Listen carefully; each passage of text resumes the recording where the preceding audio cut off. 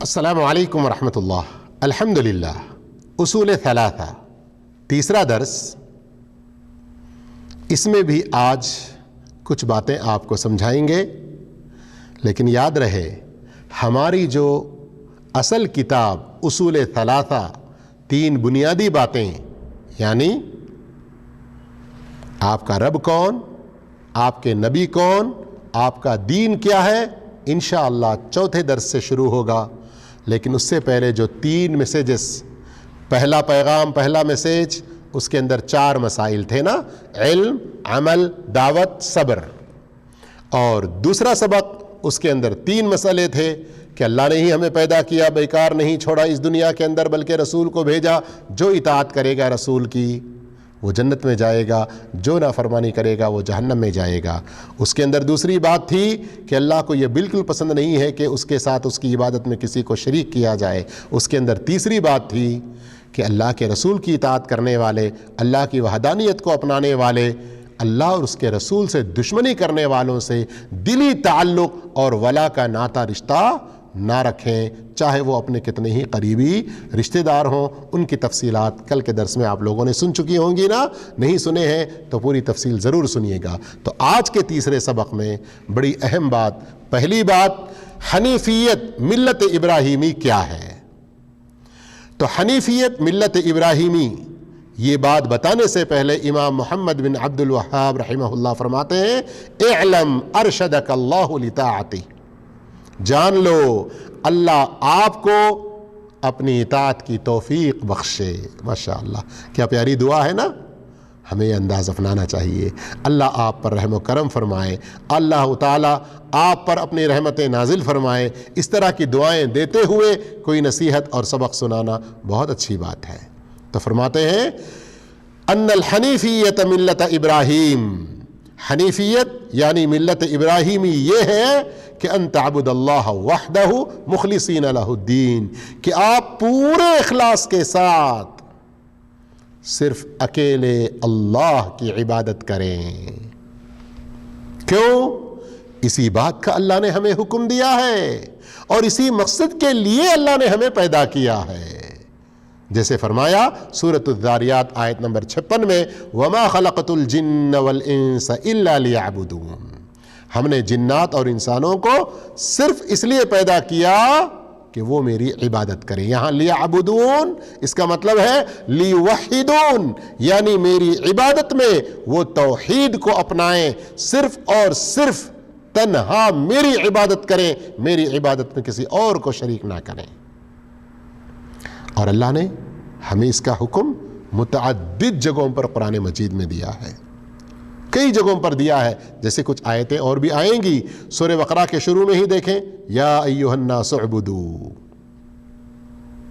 सारे लोगों को इसका हुक्म है ना कि ऐ लोगों तुम अपने परवरदिगार की इबादत करो, अल्लज़ी खलक़कुम वल्लज़ीना मिन क़ब्लिकुम, जिसने तुम्हें पैदा किया और तुमसे पहले वाले लोगों को पैदा किया। तो ये सबसे पहला हुक्म है। और ये मिल्लत इब्राहीमी, इसको अपनाने का अल्लाह ने हमें हुक्म दिया, अनित्तबि मिल्लत इब्राहीम हनीफा, तुम मिल्लत इब्राहीमी की पैरवी करो जो यकसुई के साथ अल्लाह की तरफ माइल होकर इबादत करते थे। आप जानते हैं इब्राहीम अलैहिस्सलाम की इस मिल्लत की पैरवी का हमें क्यों हुक्म दिया गया। सूरह ज़ुख़रुफ़ आयत नंबर 26 और 27 को देखें, अल्लाह अज़्ज़ व जल्ला फरमाता है कि इब्राहीम अलैहिस्सलाम ने कहा, इन्ननी बराउम मिम्मा ताबुदून, तुम अल्लाह के सिवा जिन जिन की इबादत करते हो उन सब से मैं बेजार हूं। यही है ना ला इलाहा का मतलब। फिर उसके फौरन बाद 27वें आयत में फरमाया, इल्लल्लज़ी फतरनी, सिवाय उसके जिसने मुझे पैदा किया, और यही मतलब है इल्लल्लाह का। तो इब्राहीम अलैहिस्सलाम के मिल्लत की पैरवी करें, ये हुक्म अल्लाह ने हमें किस लिए दिया कि इब्राहीम अलैहिस्सलाम बहुत मजबूती के साथ तौहीद पर कायम थे।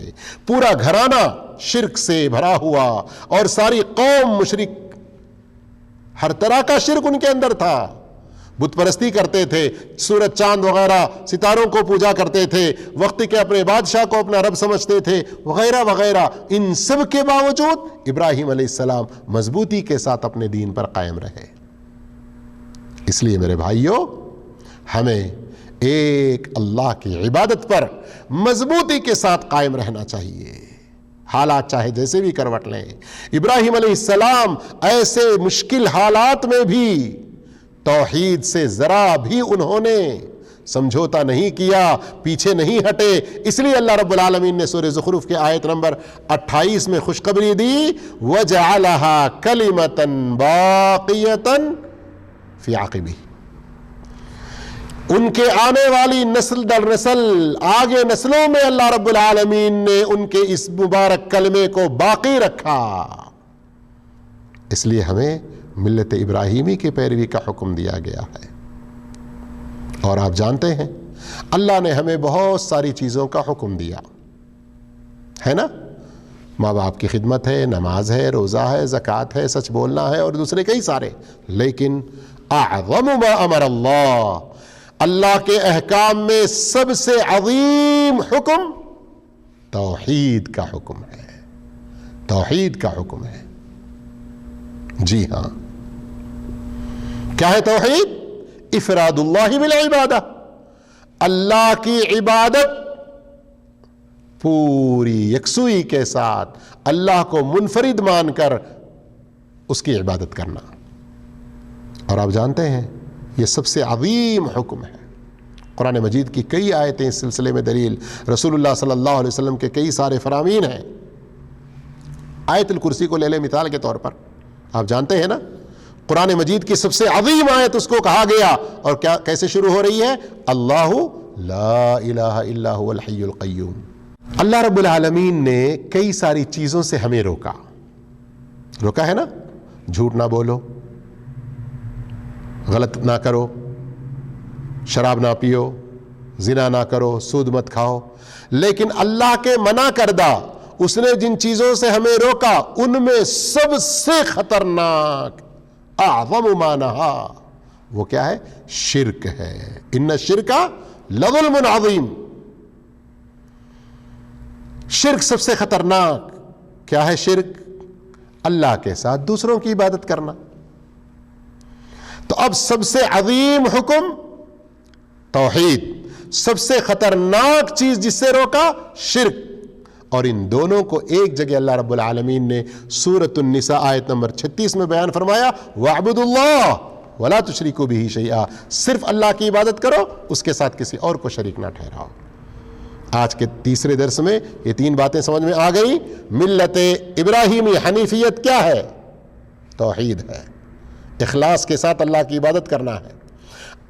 سب سے عظیم حکم جس کا اللہ نے دیا وہ توحید، یعنی اللہ کی عبادت میں اس کو منفرد ماننا۔ اور تیسری بات، اللہ نے جن چیزوں سے روکا اس میں سب سے خطرناک شرک، یعنی اللہ کی عبادت میں کسی اور کو شریک ٹھہرانا۔